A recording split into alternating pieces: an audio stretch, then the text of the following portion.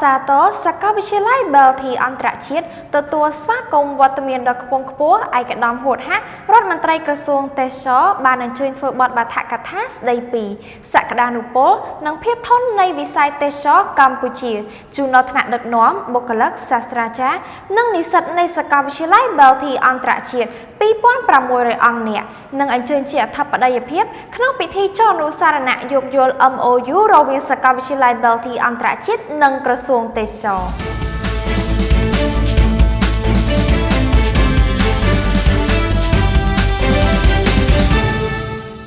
ថ្ងៃទី19ខែសីហាឆ្នាំ2025ឯកឧត្តមហួតហៈរដ្ឋមន្ត្រីក្រសួងទេសចរផ្ដល់កិត្តិយសដល់ឧត្តមឧត្តមអញ្ជើញធ្វើបទបាថកថាស្ដីពី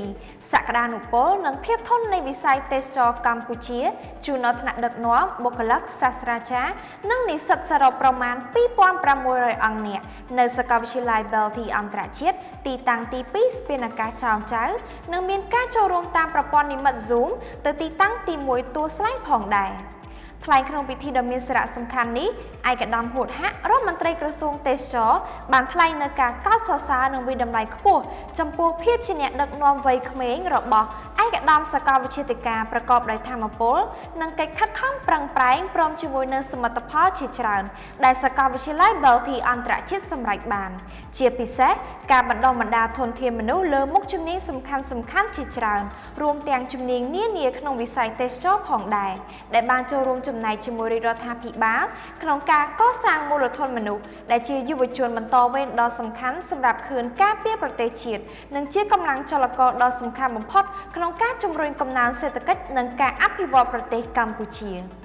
ថ្លែងមុននឹងបញ្ចប់ឯកឧត្តមរដ្ឋមន្ត្រីមានប្រសាសន៍ផ្ដាំផ្ញើដល់បងប្អូននិស្សិតទាំងអស់ក្នុងនាមជាកូនខ្មែរជាយុវជនខ្មែរត្រូវស្គាល់ពីគុណតម្លៃដ៏មហិមាមិនអាចកាត់ថ្លៃបាននៃមរតកវប្បធម៌សម្បត្តិធម្មជាតិនិងទឹកដីសុវណ្ណភូមិដែលបុព្វបុរសខ្មែរគ្រប់ជំនាន់បានបន្សល់ទុកដើម្បីរួមចំណែកយ៉ាងសកម្មក្នុងការថែរក្សានិងផ្សព្វផ្សាយឲ្យបានកាន់តែទូលំទូលាយដល់សហគមន៍ជាតិនិងអន្តរជាតិព្រមទាំងបានលើកទឹកចិត្តបងប្អូននិស្សិតទាំងអស់គិតវិជ្ជមាននិយាយវិជ្ជមានធ្វើសកម្មភាពវិជ្ជមាននិងផ្សព្វផ្សាយព័ត៌មានពិតនិងវិជ្ជមានដើម្បីចូលរួមលើកស្ទួយវិស័យទេសចរនិងកិត្តិនាមកម្ពុជានៅលើឆាកអន្តរជាតិនៅក្នុងនោះដែរឯកឧត្តមលីណាវុធសាកលវិទ្យាធិការសាកលវិទ្យាល័យ Belty អន្តរជាតិបានគោរពថ្លែងអំណរគុណយ៉ាងជ្រាលជ្រៅចំពោះឯកឧត្តមរដ្ឋមន្ត្រីក្រសួងទេសចរផ្ដល់កិត្តិយសដល់ឧត្តមឧត្តមអញ្ជើញធ្វើបទបាថកថាជូនដល់ថ្នាក់ដឹកនាំបុគ្គលិកសាស្ត្រាចារ្យនិងនិស្សិតនៃសាកលវិទ្យាល័យ Belty អន្តរជាតិទាំងអស់នៅក្នុងនោះដែរឯកឧត្តមលីណាវុធសាកលវិទ្យាធិការសាកលវិទ្យាល័យ Belty អន្តរជាតិបានគោរពថ្លែងអំណរគុណយ៉ាងជ្រាលជ្រៅចំពោះឯកឧត្តមរដ្ឋមន្ត្រីក្រសួងទេសចរផ្ដល់កិត្តិយសដល់ឧត្តមឧត្តមអញ្ជើញធ្វើបទបាថកថាជូនដល់ថ្នាក់ដឹកនាំបុគ្គលិកសាស្ត្រាចារ្យនិងនិស្សិតសាកលវិទ្យាល័យ Belty អន្តរជាតិទាំងអស់ព្រមទាំងបានផ្ដាំផ្ញើអង្គសិក្ខាសាលាទាំងអស់ត្រូវត្រង់ត្រាប់ស្ដាប់ដោយយកចិត្តទុកដាក់និងកត់ត្រានៅបទពិសោធន៍និងចំណេះដឹងល្អៗសម្រាប់ទុកប្រើប្រាស់ជាទុនដើម្បីអភិវឌ្ឍសមត្ថភាពតទៅអនាគត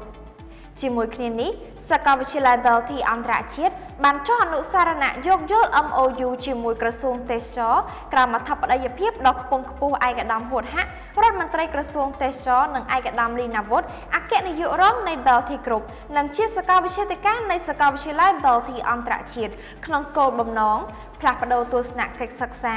ការចុះកម្មសិក្សាការសិក្សាស្រាវជ្រាវការបង្រៀនសិក្ខាសាលានិងការចែករំលែកបទពិសោធន៍រវាងថ្នាក់ដឹកនាំបុគ្គលិកសាស្ត្រាចារ្យគ្រូឧទ្ទេសនិងនិស្សិតផ្ដល់ឱកាសក្នុងការបណ្ដុះបណ្ដាលនិងអភិវឌ្ឍសមត្ថភាពក្នុងវិស័យទេសចរសំដៅលើកកម្ពស់គុណវុឌ្ឍិសិក្សាផ្លាស់ប្ដូរព័ត៌មានស្ដីពីកម្មវិធីសិក្សាគ្រប់មុខវិជ្ជាឱកាសការងារនិងកម្មវិធីផ្សេងៗដើម្បីលើកកម្ពស់ការបណ្ដុះបណ្ដាលនិងស្រាវជ្រាវ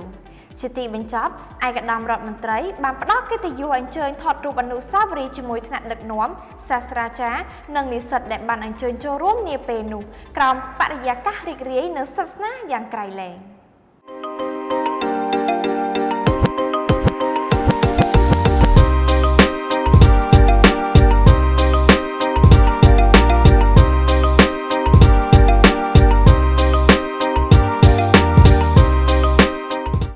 Belty International University, the future of global leaders.